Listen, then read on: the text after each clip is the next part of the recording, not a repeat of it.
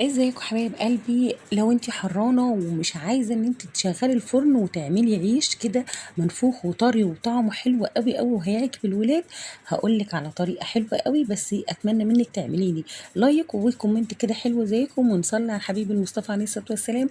ونبتدي بكوبايه من اللبن الدافي او الحليب الدافي، عليها معلقه ونص كده من السكر الابيض بتاعنا، ومعلقه من الخميره كبيره، وكمان هنزل بكوباية من الدقيق وقلبي كويس جدا. واللبن لازم يكون دافي مش سخن عشان خاطر ما يموتش الخميرة بتاعتنا. قلبي كويس جدا جدا لحد لما الدقيق يدوب كده في الحليب او اللبن. وهبتدي بقى ان انا اقلبه كده بالمضرب، عشان انا مش عايزه اي تكتلات، انا عايزه ان العجينه تبقى سلسه كده وجميله. دي هتساعدك ان العجينه بعد كده تبقى قطنيه خالص وحلوه. بسيبها كده 5 دقايق 10 دقايق طبعا عشان الجو حر، فهتلاقيها طلعت فقاعات كتير وبقت تقيله كده. عشان تضمني كمان ان الخميره نشطه، هتبتدي تحطي كوبايه من الدقيق ورشه من الملح، وبعد كده هتضيفي كوبايه تاني من الدقيق. يبقى كده احنا عملنا 3 كوبايات من الدقيق على كوبايه من الحليب او اللبن.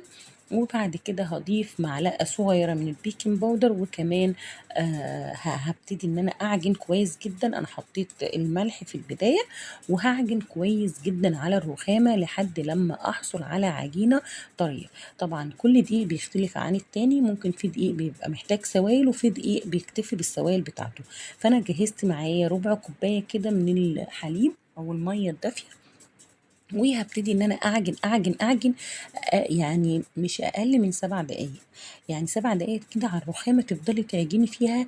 في الاول هتبقى العجينه مثلا بتلزق، بعد كده هي فيها تلزيقه بسيطه وتبقى سلسه وطريه كده. هتجيبي بقى شويه من الزيت وتركنيها على جنب لحد لما تخمر معاكي كده. وما شاء الله الجو هيساعدك انها تخمر بسرعه.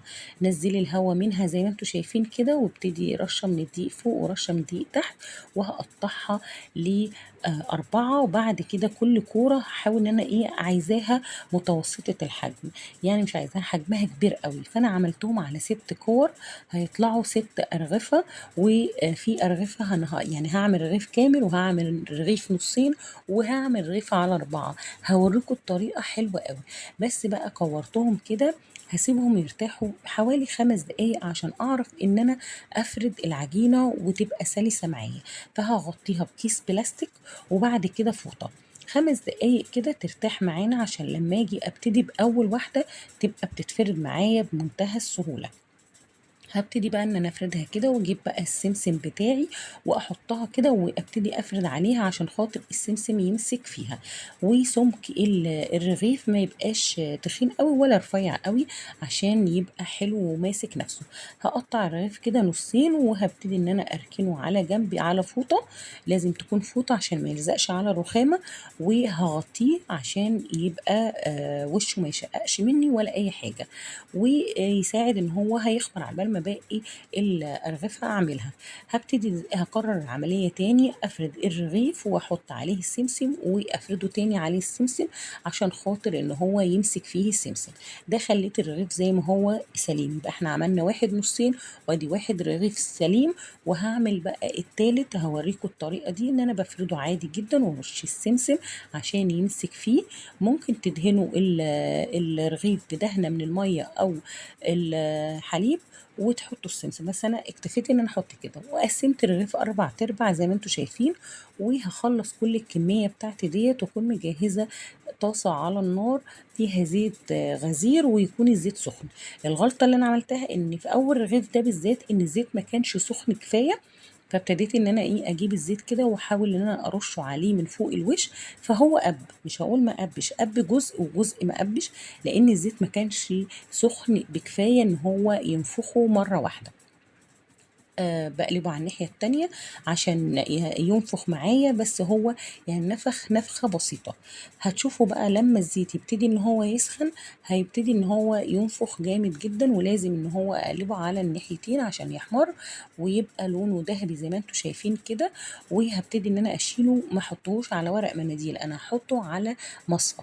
ايا كان المصفى، مصفى تصفي الزيت الزيادة. والزيت بتاعنا هحاول ان انا اصفي او اشيل سمسم اللي هو زايد، وابتدي ان انا احط كده زي ما انتم شايفين. اول لما بيبقى الزيت سخن بيساعد ان الرغيف ان هو يقب معانا زي ما انتم شايفين وينتفخ ويبقى ما شاء الله، يعني هقرب ينفجر. بقلبه تقلبتين وبعدين اقلبه الناحيه التانيه وعجناه عشان انا عايزاه كله يبقى متحمر.